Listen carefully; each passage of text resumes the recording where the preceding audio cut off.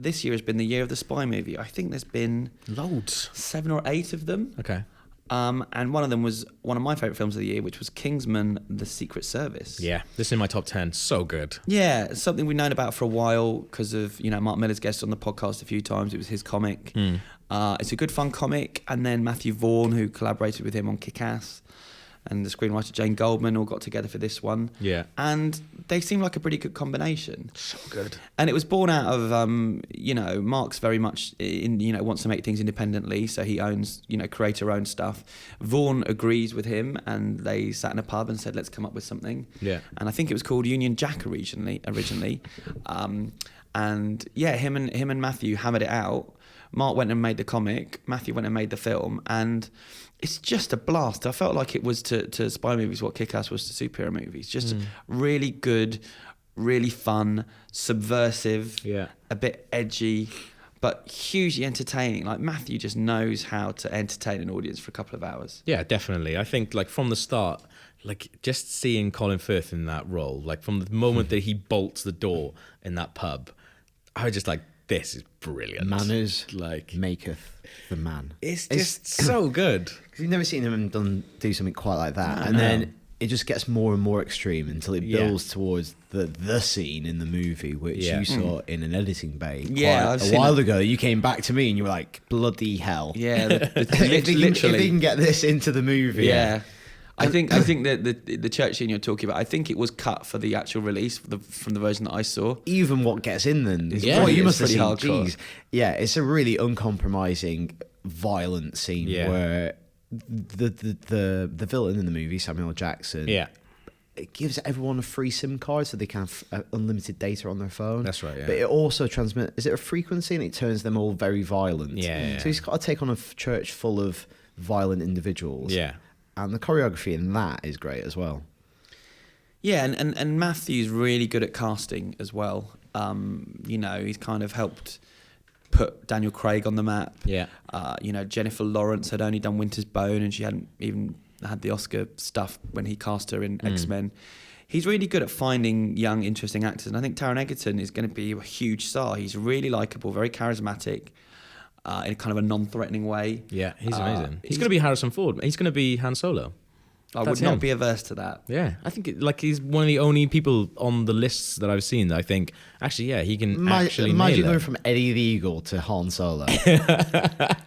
But that trailer for Eddie the Eagle looks brilliant. He looks like he's actually doing something really good with it. Like, he seems like he's a really, really smart person. Like, in The Craze, like, he does something really good with that tiny character as well.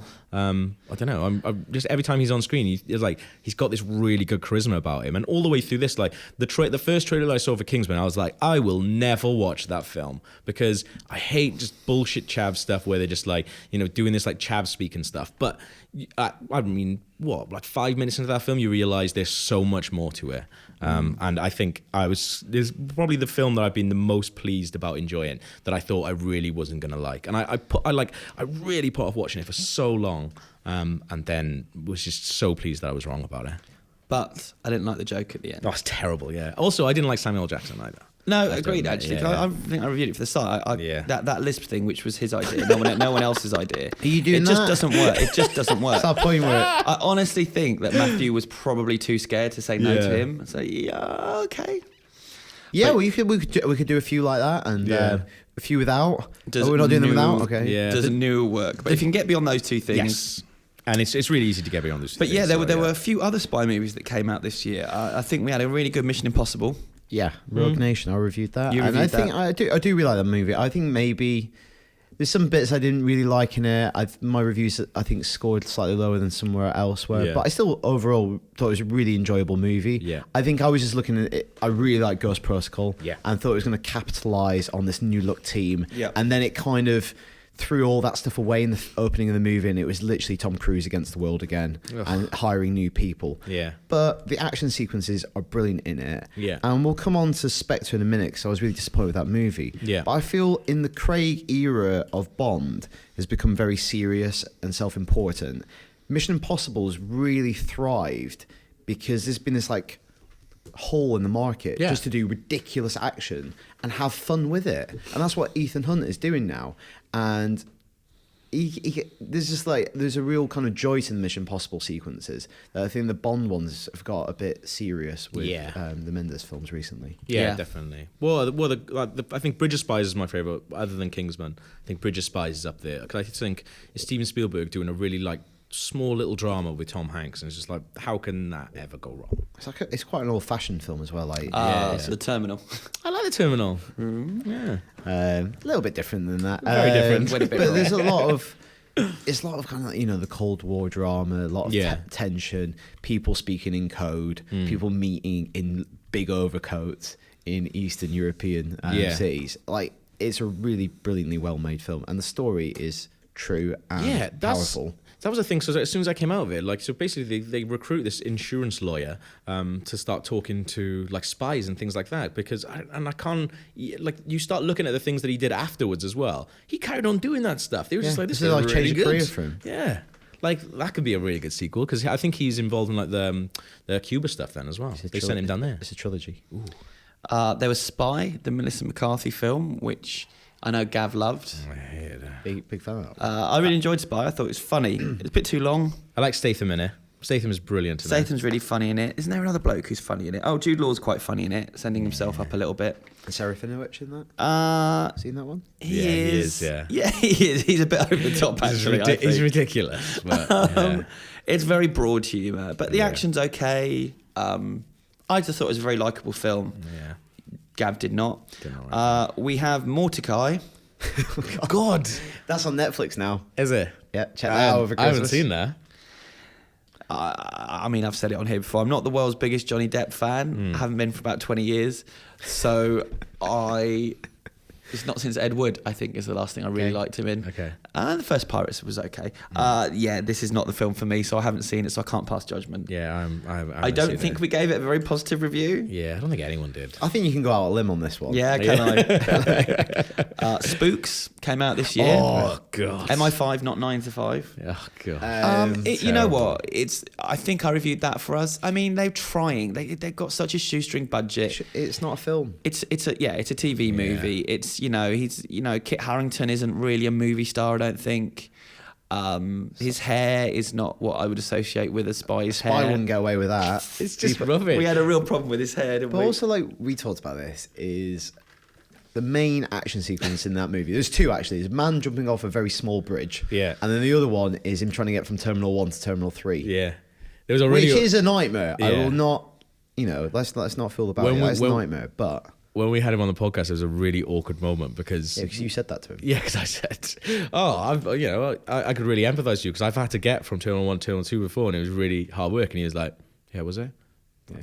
All right, well, I pitched this wrong. And then you pointed out that he's wearing the exact same clothes as the poster we had on the telly. He was like, yeah, should I take this off? I was like, well, no, you dress yourself. I think it's a better film if you're a fan of the TV show. I think it has a bit more emotional resonance with what happens to some of the characters. Yeah, the dude. I don't really know the show that well, so a lot of it falls flat for me. Yeah, so... But when was the show on telly? That seems like it should have been out... If it was going to come out as a film, it should have come out ages ago. after the fact. So it was just forgettable. But it wasn't a disaster. It just... wasn't for us. Yeah. And then finally, the biggest one of the year.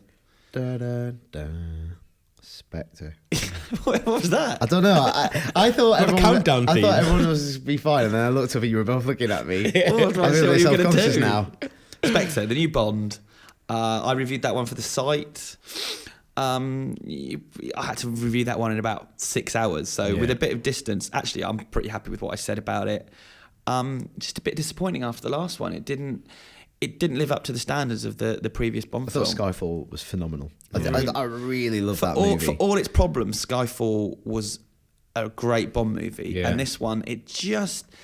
I don't know what it was. It didn't quite... I think maybe the script... I think they started the movie before the script was finished, and I just think that all the problems in that script... Well, it happens a lot, though. More often than you'd imagine, and it can be sorted out. I'm pretty sure Skyfall was the same, actually. Okay, yeah. But... it just didn't... There was too much of it didn't work. Yeah. It's so strange. Skyfall was it the 50th anniversary of Bond? And it trod this really fine line between nostalgia and doing original stuff. And I've written a piece on the site kind of taking stock of all of Craig's movies. And they've done something really weird with him where it was pitched initially as a reboot. And the very first scene we saw was him getting his 007 license. Everything's been reset.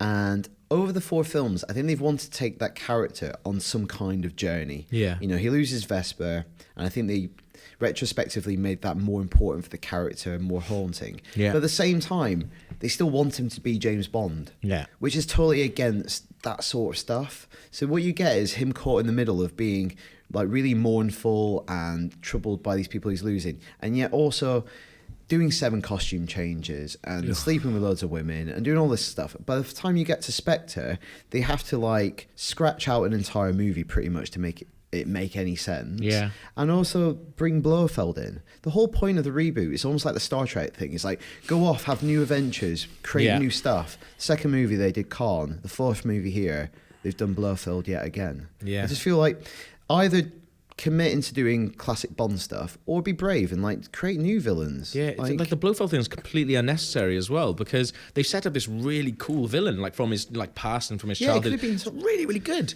And then like the way it is, I don't go by that anymore. I go by Blofeld. Oh, do you? All right, brilliant. I think it undermines both things. Yeah, it doesn't work. It does not work. To try and build up to that moment that has no effect on the lead character because he doesn't know who Blofeld is. It's the same with Star Trek though. He doesn't know who Khan is. This means nothing. It plays in to the context. audience, but not even that much of the audience. And I saw it with my girlfriend.